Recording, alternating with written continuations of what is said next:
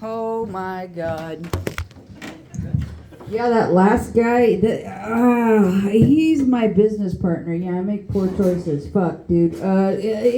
Hoarding, he's not, that's not a joke. The hoarding thing is not a joke. I was helping him with his place today. I was like, where do you want me to put this? And he was like, just put it somewhere. And I was like, there is no somewhere left.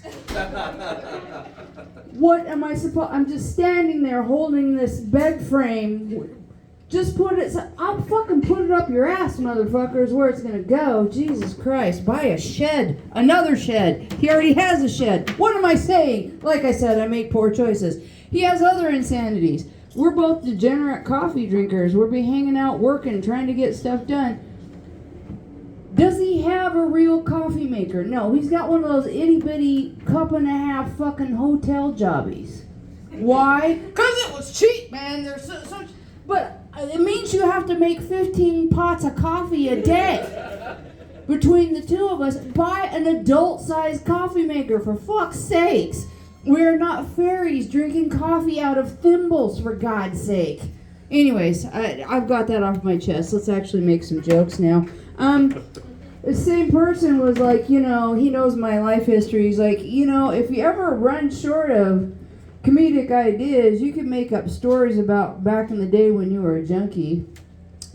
I was like, motherfucker, I don't need to make up stories. We did some weird and wild shit.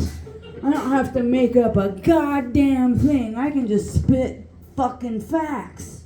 I did a lot of horrible things to make money when I was a junkie. But there's one horrible con that I did that I absolutely do not feel ashamed about.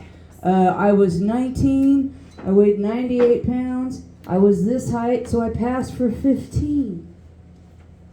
And we would hit up these strange men that were lurking in alleys downtown back in the day and say, Mister, I'm a homeless teenager, and I would just do anything for money. And of course, you know what he would talk about. And when he brought the money out, I would just grab it and run away.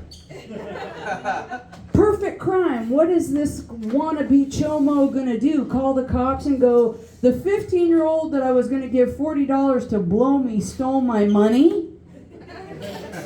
Not gonna fucking happen. Perfect crime, and I didn't feel guilty about it. But a couple years later, when I got sober, got my life together, and got a corporate job, and started recognizing motherfuckers, shit got real uncomfortable, I'll tell you right now. Where do I know you from? I'm not going to think about that too hard. So anybody else here ever take an Ambien and then wake up in a psych ward? Just me? Just me? Okay. Yeah. Okay. All right. It started with one Ambien, okay? Because when I stopped using heroin, it's a common thing that people can't sleep. And Ambien was a new thing. We all know the Ambien stories now, but back in the day they didn't. And the doctor was like, here, if you need to sleep, take one of these. If you are not asleep in a half an hour, you can get up and take another one. I remember taking the first Ambien. Thank God I had a roommate, because allegedly 20 minutes later I wandered out of my bedroom, poured the whole bottle out, and just proceeded to eat them all and saying, I just want to sleep!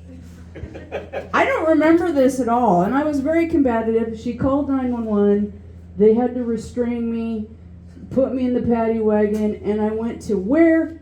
Intermountain Hospital. Woo!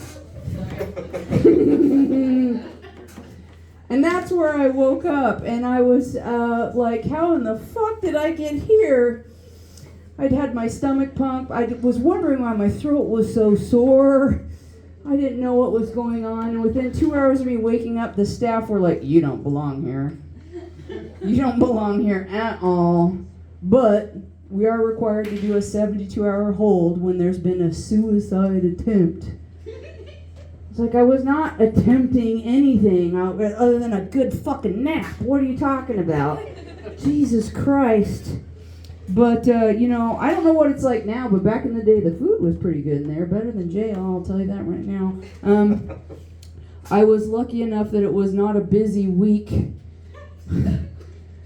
they let me have my own room because I was woke up in a room with an bipolar anorexic with oppositional disorder, which means she mood shifted at a moment's notice, and she wanted to fight about it, but she was so skinny I could chuck her like a spear. So it was not safe for anyone involved.